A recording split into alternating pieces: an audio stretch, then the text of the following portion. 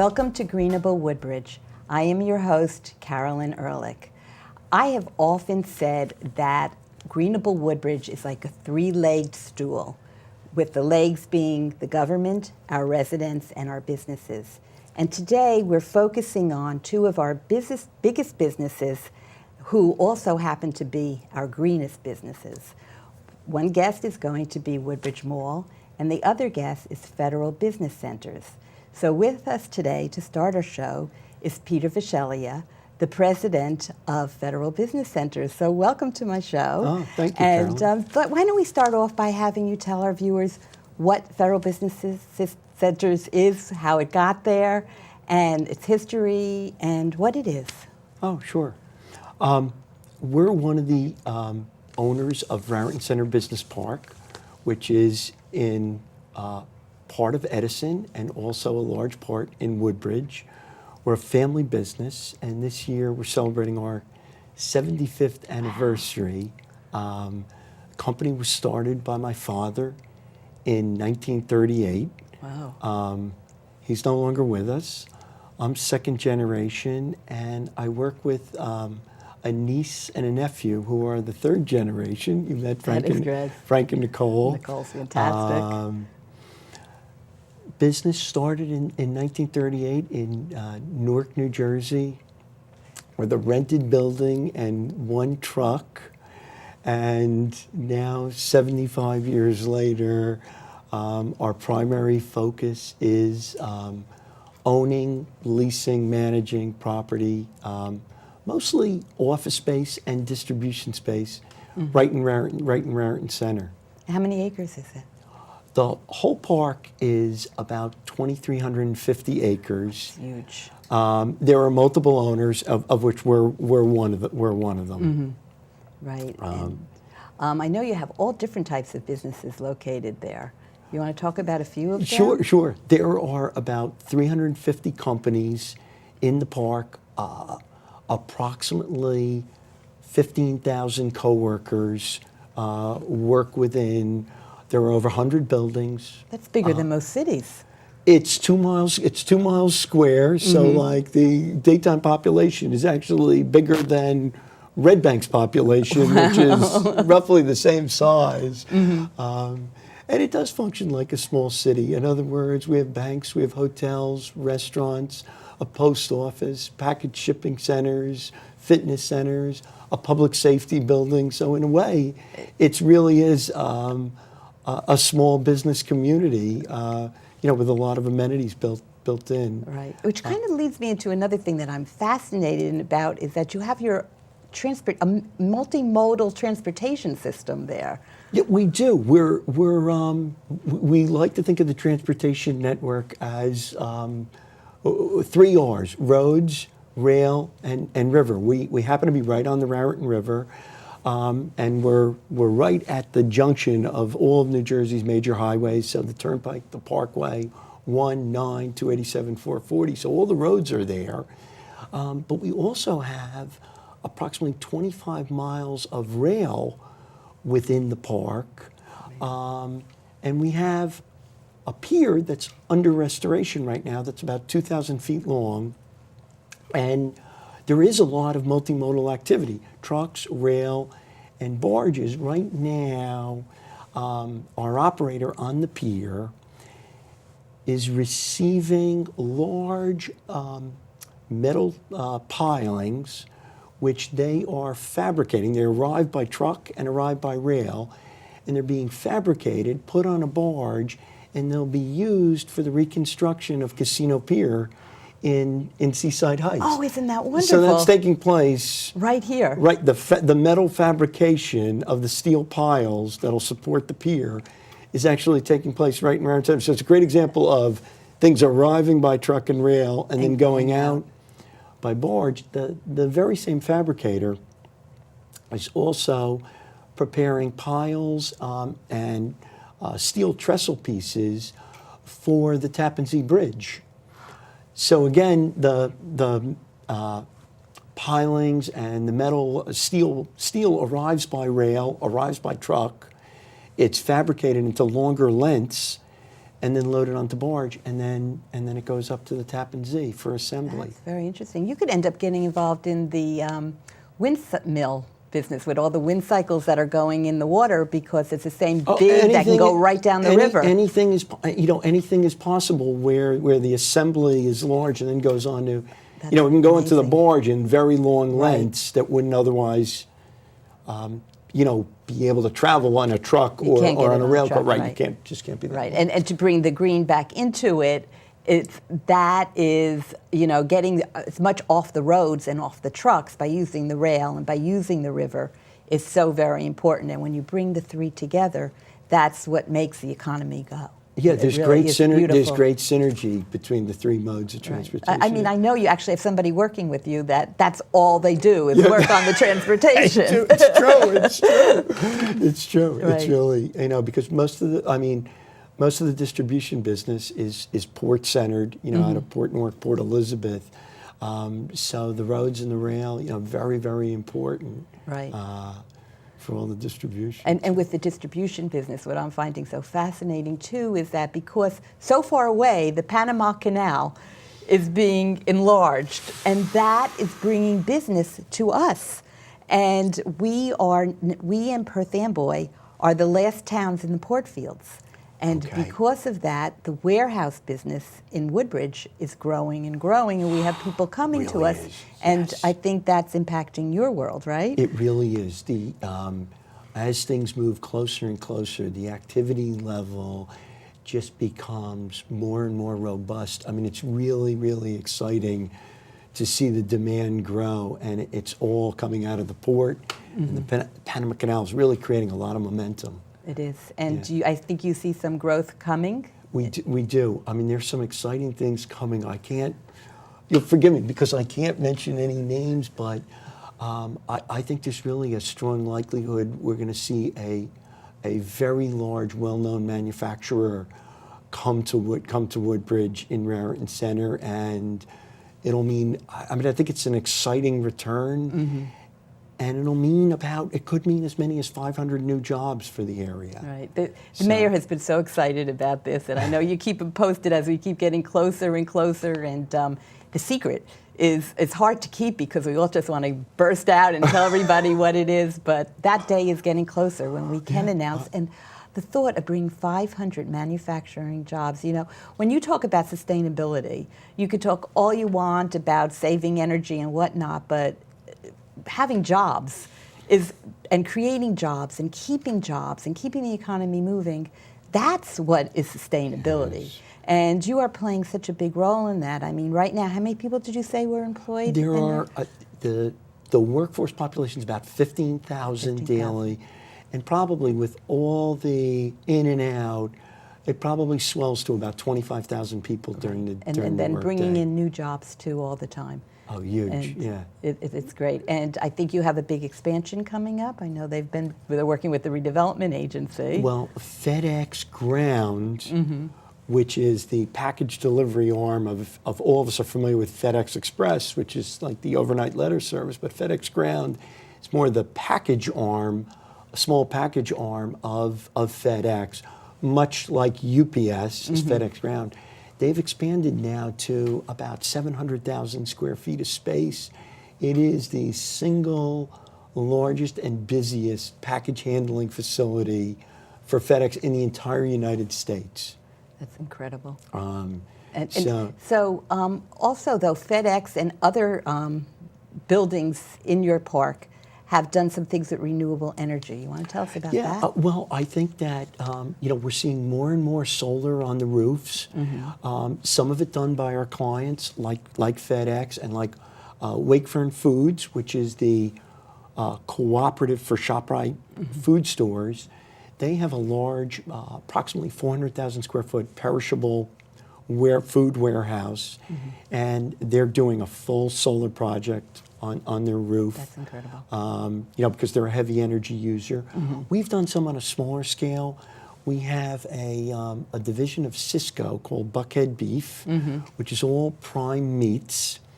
And they do, you'll be happy to know, They're the purveyor for Chris Michael's Steakhouse, Oh, among okay. others. So That's good meat. so that's the prime meat that comes, and they have a smaller warehouse. It's about 50,000 square feet, but they have all solar on their roof again because there's a heavy demand with the refrigeration and the freezers that they have.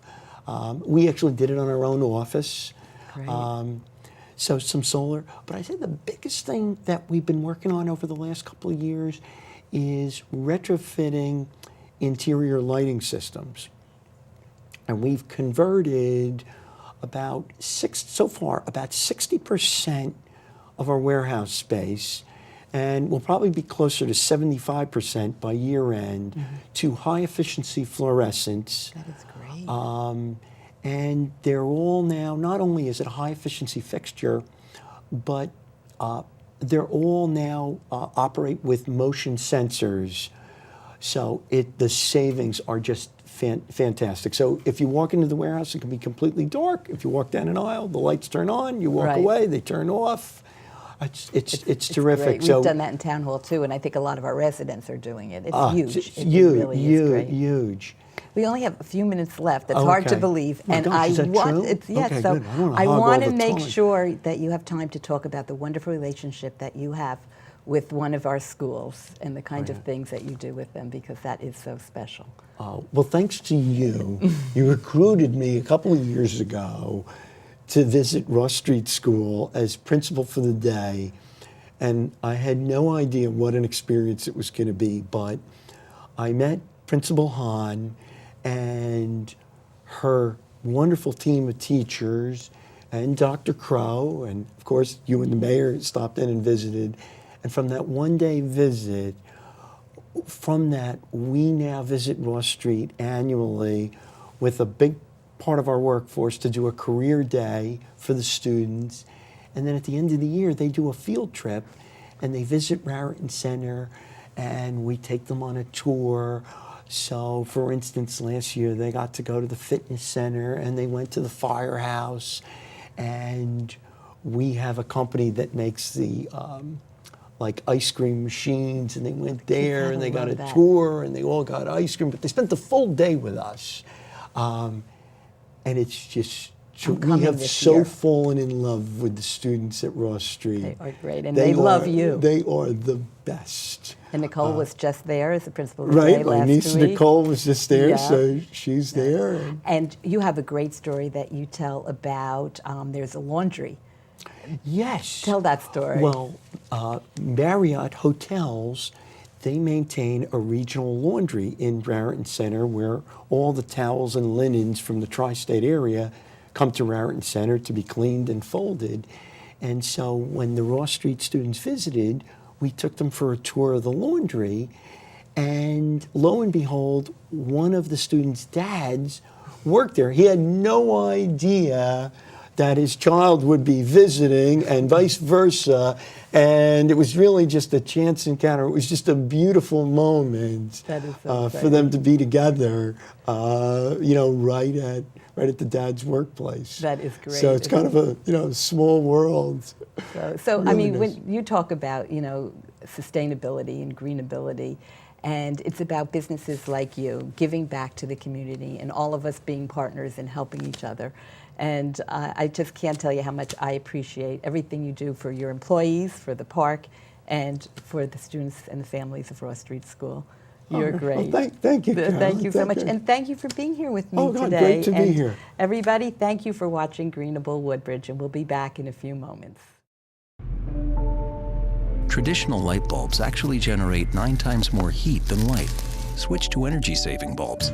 Saving energy saves you money. Woodbridge Television is now on the web.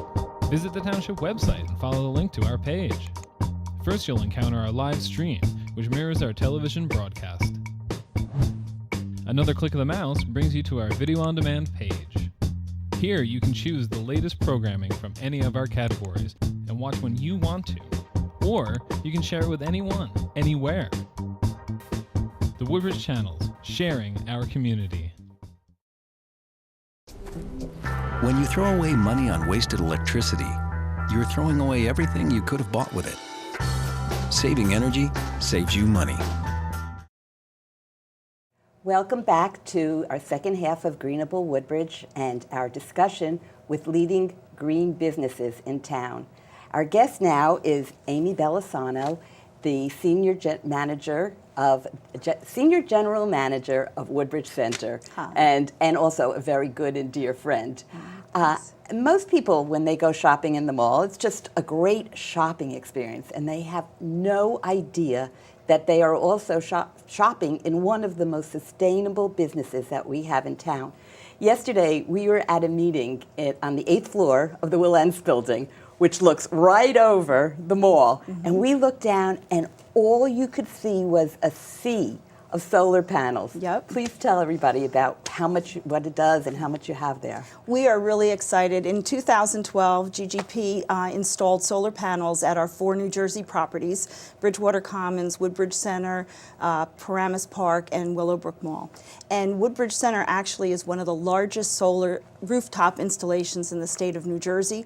We actually have more than 6,100 solar panels, and that's just for the mall common area itself. Lord & Taylor, JCPenney, and Macy's are also solar, and they added those within the last couple years. Wow. So we generate about anywhere from 5 to 16% of our common area power through our solar system, and it's a 1.4 megawatt system. And what that means is at the height, that's the maximum power we can generate at any given time. So we're just getting into that period now, and customers can actually go right next to the management office. We have a TV screen, so people can actually see our solar panels at work. They can actually track it with time of day and see how much energy we're generating.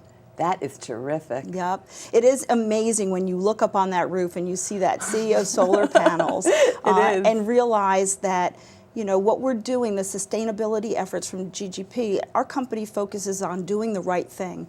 And with sustainability projects, it's both great for the environment as also great for saving money. So, Right. you know, those two things really come together. And that's what the mayor always says, you know, show me the two greens, the Right. green of the money and the green of the environment. And right. if they're not both there, then it just doesn't happen. Right, because for it to be sustainable, Right. it has to do both. So it has to make economic sense as well as being environmentally friendly. And you know what? At the end of the day, most of these improvements do make economic sense. Some of them Absolutely. just have a longer payback period than others. And I know that you've done a whole lot of other things at the mall. You want to describe some of Well, those? before we put the solar panels up, we actually replaced our entire roof. We used to have a black laid-up roof with rocks and stones on it. Now we have a new Sonofill roof, which is like a white membrane. It actually keeps the building cooler in the summer by not absorbing that sun's heat. The mall doesn't really need to be heated as much as it needs to be cooled. So we get into our higher consumption time period when we enter this time period of the year where we're actually hot inside the mall. Plus with the skylights that we have and all that, it's more the cooling that's the issue rather than the heating. So that's a major focus. We actually recycle 30% of our waste stream from our common area and from our stores. We've been on this focus for years and years and years. We do tenant education. As soon as we went to the trash recycling program within Woodbridge with recyclables, we were the first. Before we were required, we got the waste and recycling cans in our common area. Unfortunately, we acted too quickly because we had them where you had to sort it. And about And a now month after we bought them, we went to commingled. So right. we're actually buying new units this year so that we will actually cut our garbage can liners by 50%. Several years ago, we went to using all green cleaning products, which is a big deal. We do things that people wouldn't see. When we have a store turnover, we also used to make all stores totally gut their store, demolish it, and start again.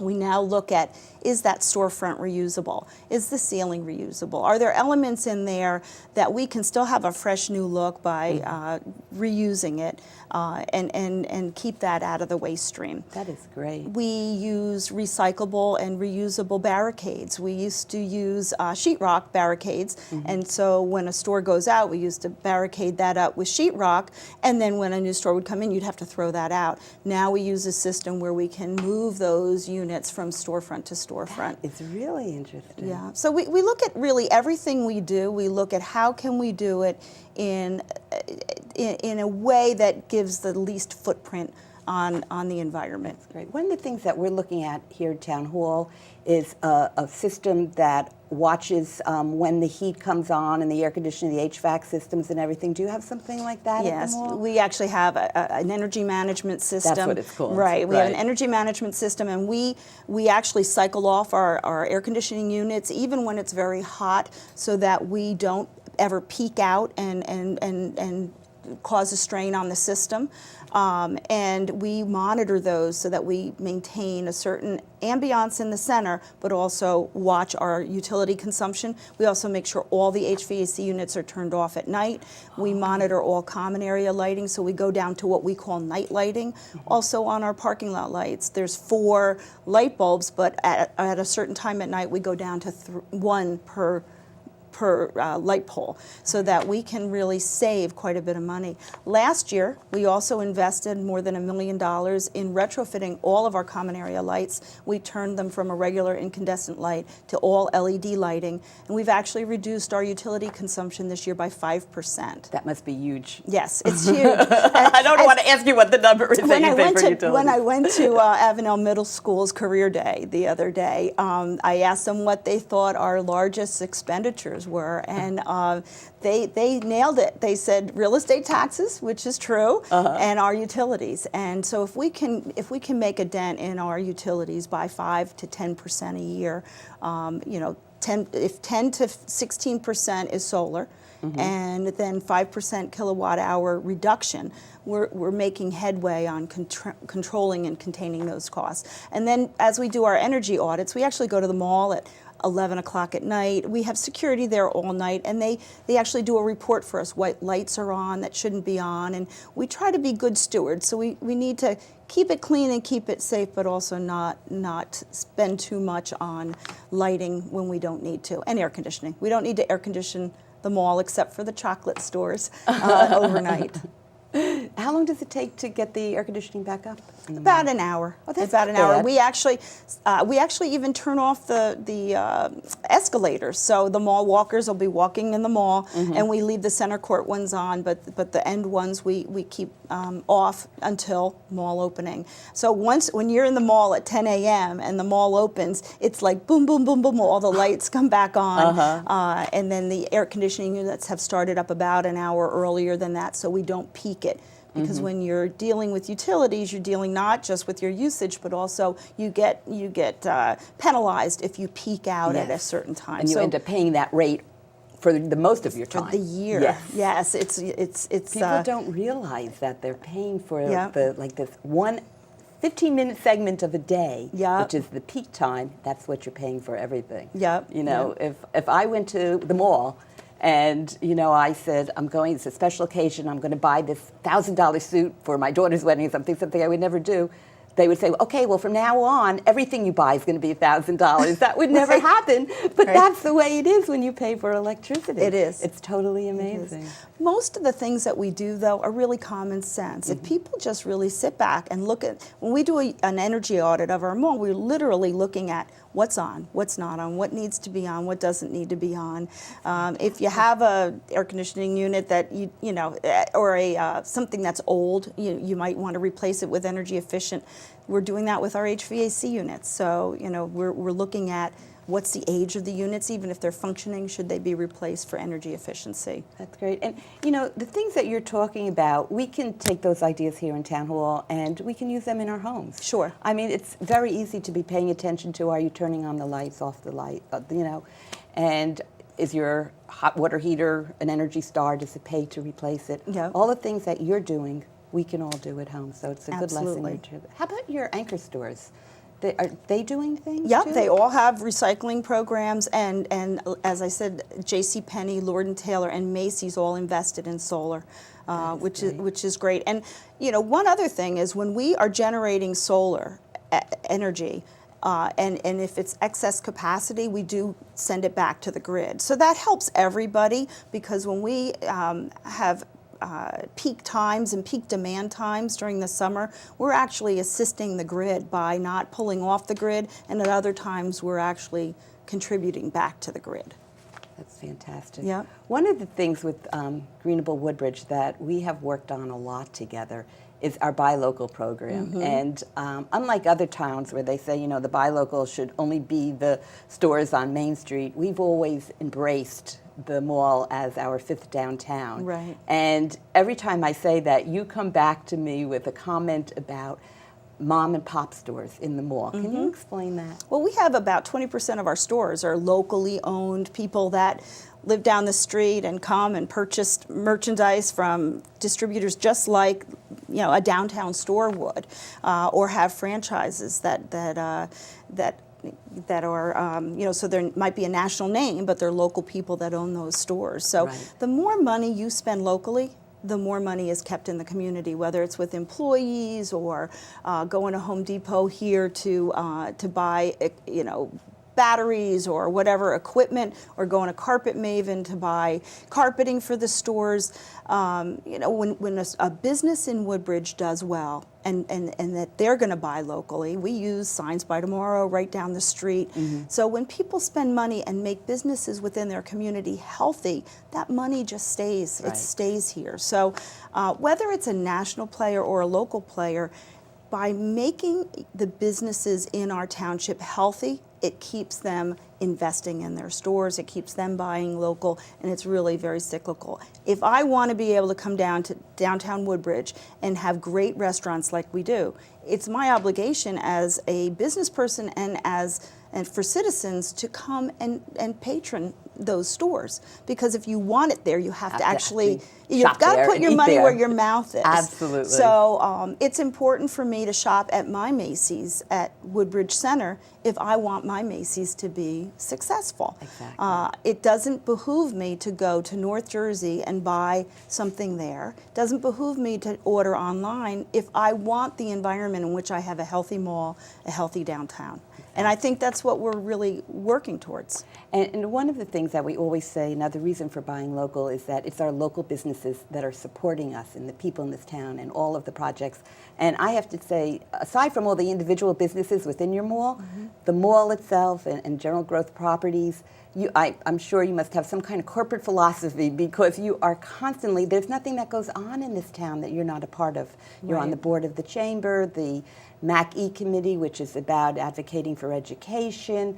You take part in Tooling Around Town and that wishing well. That money goes back to education. Yep. We have about 2 minutes left. Okay. So if you could just share why it is and the corporate philosophy, and I know your personal philosophy about that giving back. That is actually one of the things I love most about my job, is that I am the ambassador of our company in the community. So we want to be good partners because it's the right thing to do. And so our company, that's one of our core values, do the right thing. And one of our core constituencies is the communities that we serve. So whether it's the Fountain Coins or working on rebuilding together, or Tooling Around the Town, I'm sorry. All that we do in the community is the right thing to do, and that's what GGP is about. And we appreciate it. Yeah, we do love it. too. And that's how we And got I to love be such that. good friends. I know. And we have to end on this note that everybody's probably reason why they're listening to you is Boscos. We are all so excited, and you talk about growing the economy. They're bringing so many jobs. More than 300 jobs, and they're hiring a lot of local people, and they are a good neighbor. It's a privately held business. They are great community members, and their grand opening is on August 8th, and people need to buy a $5 charity ticket from their favorite charity to get in that day, and then the ribbon cutting is August 10th. So we're really thrilled, and they are just going to be a great addition to the community. And we are thrilled that you held out, and I know a lot of people knocked on your door to be in your mall, and you held out for a very, very special business, and we all can't wait, and thank you. And that wraps up this episode of Greenable Woodbridge. Thank you for being part of the excitement and part of the change.